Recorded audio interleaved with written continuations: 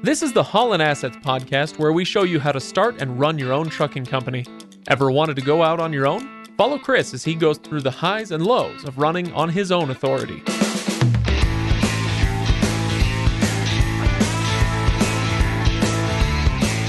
Welcome, everybody. Welcome to Haulin Assets. This is episode number 72. I am Craig, your host, and over there, Chris. How you doing, Chris? I'm doing well. How about you, Craig? Not bad. How's the road treating you these days? It's not treating me very well because I haven't been on it. You haven't had to? No, I haven't had to. That might change here in a little bit. Really? Why is that? Yeah. We haven't really even talked much about the second truck yet. We're going to do that a little bit more today. Oh, nice. Okay. But we've got a third truck in the works. Oh, and my I think word. I'm going to, when the third truck we're a little bit crazy on, and we're getting something, I think, brand new. Oh, And wow. so I want to go out on the road for a week or so with the new truck. How does this jive with your advice to people? Are you breaking your own rules, Chris, and getting a new truck? I don't think so. I think financially we're there to the point, and I think this will be a good exercise for the podcast to kind of get, because it's one of the topics that you hear all the time is, do you buy new or do you buy used? What's the more cost-effective way to go? And this will give us some good hard numbers where we can show this is, what a used truck with probably higher maintenance costs earns, and here's what a new truck earns. Yeah, that'll be cool illustration. Yeah, so I think it'll be fun. Okay, all right, and that'll come with another driver then, I assume. It will. And so it sounds like that might be you for a little while. It's probably going to be me for a little bit. I don't know how long, but for a little bit. I'm going to at least take it out for a week or two to, at a minimum, to one, learn about the new truck. It's got some how to drive it. It's it's another automatic, but I think this is even a better kind of automatic.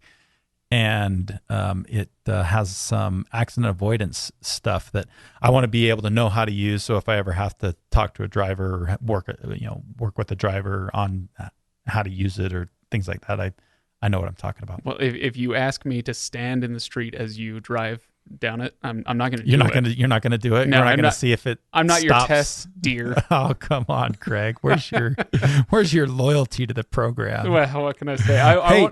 Listeners, go onto Facebook, and I want all of you to comment about how bad you want to see Craig be the guinea pig to see if the accident avoidance stuff works. Get hit by a truck. We're gonna have so many comments. We're just gonna have to do it. Speaking of which, go to Facebook. Find us on Facebook. Comment there. Absolutely. I'll also, before I forget, because you reminded me, everybody should go to HaulinAssetsLLC.com where they can check out full show notes, including the financial information we're going to be going over today. And possible pictures of me lying in the middle of the road after Chris has run over me. No, but in either place, you can go ahead and comment. And I want to see what we get more comments on. People saying they want to see me get hit by a truck, or people saying they want you to put my face on the side of one of these trucks. Yeah, that's the other thing I'm going for. All right, it's going to happen one day. We'll see. So, you do have a second driver already. We do. Right? And Yeah. who's that? His name's Vinny. Vinny, that's right. Yep. We've talked about Vinny a little bit in the past. So how are things going with two trucks out on the road and two drivers? They're going really, really well so far. Vinny is a great driver so far. I mean, obviously, he's been on the road for about a month now at this point, maybe not quite a month, but just wants to run super hard, has a great attitude, great driver, great first month, and we'll see if that continues. And he's kind of the same way as Mike. They've both been driving for 10 plus years, great experience, know what they're doing, care about the truck, care about doing a good job, and that's important. Hear that, Vinny? Stamp of approval. Well done. No, that's great. So any other updates before we get to the numbers?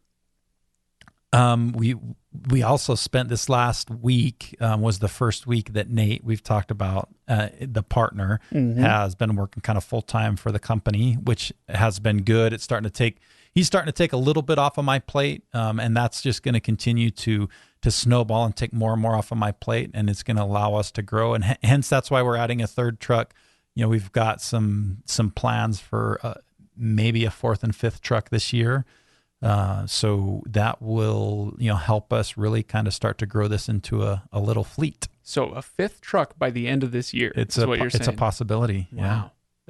That's impressive. That's what we're hoping for. I mean, the thing that has really prevented us from growing up to this point has been me. I just haven't had the time with all the other things that I've got going on to do that. Bringing Nate on is the catalyst that's changing that, and it's going to allow us to do some of those things. And so we've actually over the last 3 or 4 months been kind of prepping to have this happen, and I think we're in a really good spot to make it happen and move forward. And I think it's going to be a good thing. It'll be fun to watch anyway. Wonderful. Yeah, that will be some good episodes coming up as we discuss some of those changes, the things that are going on. But for now, let's talk about February numbers. So as we're recording this, it's March 9th. I think this comes out on the 10th. And so, so we're a little ways into March. We're looking back into February and looking at the profit and loss, the balance sheet from February to see how the business did. I'm just going over this for anybody who is new to the show. We do this every single month.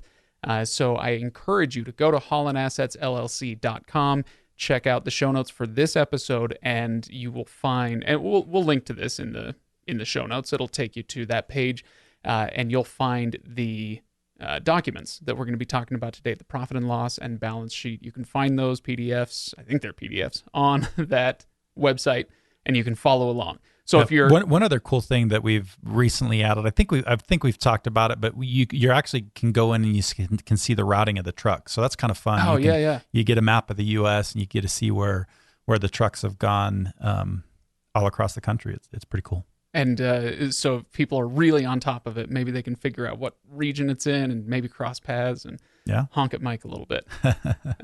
All right. So, Chris, let's talk February numbers. How did it go? How many miles did we run this month? Overall, it was a good month. We did 16,320 miles. So the second truck wasn't running the entire month. He started off around it was just a little bit after the 10th. So with that being said, Vinny was also unfortunate. One of the loads took him down into the Mississippi, Texas area when that really bad ice storm, snowstorm hit in February. And he was actually stuck just outside of Jackson, Mississippi for 3 full days, almost 4 days. I mean, it was pretty bad. They'd shut the freeways down both directions, couldn't move anywhere. And it made it, I think we ended up delivering that load almost 4 days late. Wow. Which the receiver, the shipper, the broker, everybody totally got what was happening. So it wasn't a huge deal that way. Nobody was upset. It is what it is. You know, that's trucking, man. That kind of stuff happens. Yeah. Well, at least it was cold enough. You saved on refrigeration, right? Yeah, absolutely. Okay. So that is unfortunate, but still 16,000 miles. We're shooting for at least 10 per truck. Am I right? On full month? Absolutely. At least 10. And maybe we've more been like doing 12. a little, 10, between 10 and 12, I think is a pretty successful month. So 10's kind of the minimum of where we want to be for a month. But, if we can get up into the 12 range, we're really doing well. So for a truck that didn't start until after the 10th, in a short month, February, obviously, short month, I'd say 16,000 miles actually isn't that bad. It wasn't, absolutely. It wasn't too bad. So what percentage of that was deadhead then? Just over 4%, so 663 miles, which is a little more than it's been the last couple of months, but not too bad. We're still staying under that 5% range, so it's overall, it's pretty good. Right. That's our benchmark, right? 5%. Yep. As long as we're under that, we're happy. Yep. Okay, good. So what did we get for total revenue in February? $31,925.18. And 18. Wait, what? Not 1 cent? Yeah, it was not 1 cent. There was something a little bit different about one of the loads this time that kind of skewed our numbers. Okay. All right. So, all right. So almost 32. Let's round up and call it $32,000. That's pretty darn good, I guess. But again, this is for a company that's taking care of 2 trucks now, soon to be 3. Yep. So it does complicate the numbers a little bit. What was your all-in rate per mile then? $1.96 a mile, which is, I think January, if I remember right, was $1.98. So just a little bit less than January, but still for a February, January and February are always the slowest months of the year. And to to get that kind of a rate in a January and February shows that the market for carriers is really good right now. Yeah. And have you found a difference in the rates you're able to get, the ease that you're able to get loads now versus when you were driving the first few months on the road? I mean, we talked about that, but I don't think we've really revisited it as the company has matured. Your name value perhaps has matured a little bit. Has that reflected in the rate per mile? That's a really good question, and it's a little bit of a hard one to answer. And the reason behind that is because you've got a couple factors. The market is super strong right now, and so that just makes it, there's less loads. I mean, it's a supply and demand issue, right? There are more shippers and brokers looking for trucks to move product, and so that makes it easier for everybody to find loads. But with that being said, I do strongly believe that, you know, part of the reason we're getting the rates that we're getting brokers that are kind of coming back more to us, and not just some of the big ones. Like TQL's always done this. They've always come back and trying to find us to get other to haul loads for them. But we're getting more brokers outside that offer better rates and saying, hey, we want you to haul this load for us. Do you have trucks available? You know, when are you going to have trucks available? Come reach out to us when you've got somebody in this area, and we want you hauling loads for us. And so, you know, having that, one, it makes it so that we can keep those wheels turning all the time on a regular basis, and two, it makes life a little bit easier and smoother all along the way. Yeah, absolutely. Well, I hope you guys are gearing up. Speaking, you've mentioned that January and February are always tough, but economic projections for Q2 are looking pretty good, Chris. They are, yeah. So you must be pretty excited about the increase in commerce. I really think this year is going to be a good year for everybody in the trucking industry. You know, the more that you're seeing, it's I think going to be a really good year. Very nice. Well, there is one number that's missing from this list. So I want to go back. There's a number we often talk about, but it's not here this month. Chris, tell me what that number is and why it's not there. We are missing the number of days on the road. You know, we usually break it down to how many full days on the road and how many partial days. Well, now with getting more than one truck and, you know, adding more and more trucks to the fleet, I think that number just kind of becomes, one, it's cumbersome for me to calculate. And then two, it just becomes less meaningful because you're going to have some drivers that have more days on the road, some that have less. And that number was as much as anything really to provide to somebody that wants to be an owner operator and just have a good idea of how many days are we am I going to be spending on the road to be able to earn the kind of income that we're talking about here. So now as we kind of transition from, you know, we've had a really good year and a half, almost 2 years of showing what it's like running a business from an owner-operator perspective. We're kind of transitioning more into, you know, the small fleet and somebody trying to grow their fleet. And that's really what you're going to see here in the podcast moving forward. That doesn't say that 90% of what we talk about is still going to be very relevant to an owner-operator. So you can't just... let me back up and see if I understand. That metric was never about something that you were keeping track of for yourself. It was more about illustrating, here's how I got to these other numbers. Is it? And that's just not the same thing now that you're not the one out on the road. Yeah, and just to give some perspective to, you know, somebody that's thinking about being an owner operator, just saying, okay, you know, Chris would make so much money, the business would gross this, he'd net this, and it would take this many days of him out on the road driving. Right. So whether it was in the time period when I was actually driving the truck, or really if it was Mike driving the truck, it's kind of the same, because for that first, you know, 18, 20 months, it was, you know, one driver, me or Mike, and one truck. And so that's really, I mean, that's what an owner operator is. Yeah. Okay, well, let's get back to the P&L then, the numbers that we do have, and work our way toward the profit number. Do you want to start with that, or do you want to start with anything else from the P&L that kind of jumps out that you want to mention? Surprise me. So, what, Chris? Yeah, you tell me what you want to do. Well, I want to keep the profit a mystery, because it sounds like, you know, the $32,000 in revenue is an impressive number for the number of days that you had trucks out on the road. So tell me what else happened on the balance sheet, and then I want to be blown away with profit, Chris. I don't know that you're necessarily going to be blown away. It was a pretty good month overall. But one of the thing that really kind of sticks out to me with this profit and loss is something that I really like to see on a profit and loss statement. No repairs. No, not many repairs, but nothing really stuck out. Okay. It's nice in a business to kind of have consistency. You don't want to go 1 month really, really good, the next month really, really bad. And this is just kind of one of those average, bland, boring months. Would you say that the more trucks you add to the fleet, the more evened out the months will become? Absolutely. Oh, yeah, okay. Because so you're going to have you to oversimplify what you're saying right there. If you have one truck, if you've just got one truck, you're going to have 1 month sometimes where things are really good. You're going to have another month when things are really bad. You add a second truck, and that one of the trucks may have a really good month, and the other truck may have a really bad month that same month. But what does that do? Cancels out. They cancel each other out. And as you get more trucks, that's just going to naturally happen. Right, because it's unlikely when you've got 3 trucks out on the road, it's unlikely that 3 of them would have catastrophic failures and need repairs. Yeah. Although one might. Okay, all right. And it's less likely that all 3 of them are going to have a really, really great month all in the same month. Yeah. So does that mean that our monthly financials discussions are going to get a lot more boring now, Chris? I don't know. Stay tuned. I guess we'll have to wait to find out. They might.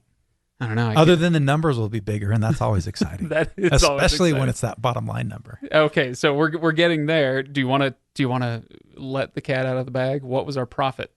It was $7,713.76. So I think I am impressed. That is good. It is pretty good. And I didn't go back and look. I should have, but I think that's our second best month ever. Really? Yeah.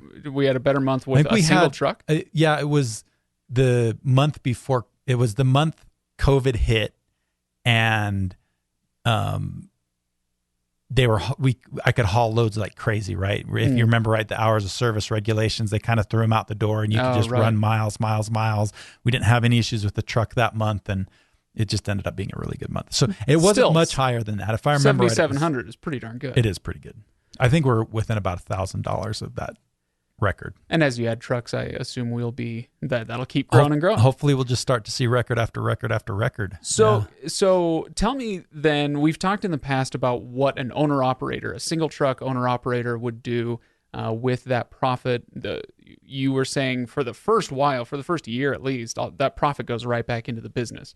You're paying yourself a salary or a wage out of, and that cuts into the company's profit. But all the company's profit goes back into the company, not into your pocket. You're not buying a sports car or something. So tell me, with this 7,700 and with the profit that you realized in the last few months, what are your priorities right now? We're trying to grow the business. So what that means is we're still going to be reinvesting most of those profits back into the business. And I really think if somebody's really trying to grow their business, especially if they're trying to get into the over the 5 truck range, into the 10 plus trucks at some point. For those first 5 trucks, you're probably reinvesting every last dime back into the business. And maybe once you get 5 trucks, let's oversimplify this again a little bit. Let's say each truck makes on average $2,000 a month in net income. Mm-hmm. So that after all the expenses are paid, everything that's left over, $2,000 a truck a month. So 5 trucks, you end up with $10,000 of net income every month consistently. Sweet. And I think for that first 5 months or those first 5 trucks, you're probably just reinvesting all of that. Maybe at the time that you've got those 5 trucks cranking, maybe at that point you still want to grow, but you feel like, okay, I'm willing to sacrifice the speed of the growth just a little bit, and I'm going to only reinvest $8,000 of that a month, and I'm going to keep roughly $2,000 a month in my pocket to, improve my standard of living and, be able to enjoy some of the success that you've had at that point. Yeah, absolutely. Well, the numbers are looking pretty good, Chris. But let's talk about today's impact tip. Okay. What do you got for me? Give me the short version first. Do quarterly draws.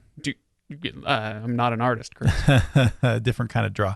So that's a great segue from what the conversation that we were just having, and taking money out of your business. I think once you get to the point where your business, whether you're an owner operator or you're a small fleet owner, when you get to the point when you're ready to start taking profit from your company, you don't want to just take profit out every month, because you kind of accomplish two main objectives. I think you do it once a quarter, so that's once every 3 months. So the way that I do it with all of my businesses is, you run the first quarters, January, February, March, and then around the middle of April, once I've got the profit and loss statements done for the month, and we'll look taxes. At it and paid taxes and done all that other stuff. Then you look at it and you say, okay, I've got this much profit left over. I'm going to distribute or do a draw, essentially take it out of the business for my personal use. Mm-hmm. I'm going to take out that much. And that really kind of accomplishes two things.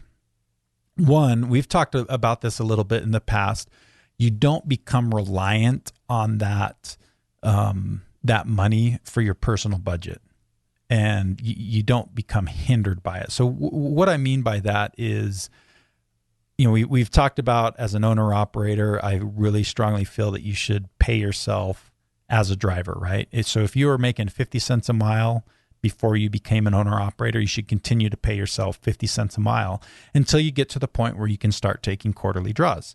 And that 50 cents a mile, that's what you bring home every month. That's what you pay yourself. That's your wage. And that's what you pay your mortgage with, or your rent with, your car payments, or whatever other expenses you have at home. You pay that. And that should be able to remain fairly consistent month to month. Then when you get ready to start taking the money out of your business, that extra money, the profits, and start going into the profits, you kind of use that money more for, the way that I do it anyway, is I use that money more for, I guess you would say maybe a little bit more extravagant things. So maybe you save that money for a payment on the pickup truck you've wanted, or a vacation, or save it for a down payment on a house, or any other. So you're not using this for your regular fixed expenses. You're not. Yeah. Right. Because that's the dependency you're talking about. It is. And you never know if it's going to happen. You may have a good quarter this quarter and have profits, and the next quarter may be a bad quarter and you don't have profits that you can distribute. So the point is you just don't ever want to get to the point where you're relying on that quarterly draw in your personal budget. So for example, say the first time you take a quarterly draw and you've had a good month, and you take $10,000 out of your business. And you say, hey, you know what? That $10,000, that's a pretty dang good down payment on a $60,000 truck. Right. But now you're stuck with that. But fixed now you're expense. stuck with that that $50,000 loan that you've got to make monthly payments on. Where's that money going to come from? Maybe your quarterly draws, but maybe not. But maybe not. And your quarterly draws only come once a quarter. And so you buy that truck today, you have to make that first monthly payment next month. And if then you're going to just start taking money out of the business that probably shouldn't be taken out of the business. And so that's what I'm saying. You should use that money on things that, maybe save it for the truck, so that a year and a half down the road, you can pay cash for the truck, or you use it for a vacation, or a remodel on your house, or something like that. Yeah. And the other thing that occurs to me is you're talking about it from the personal expense side of things, but there's also the business expense. And as I'm thinking about it, we've already mentioned that in the past you have had months where things ate into your profits.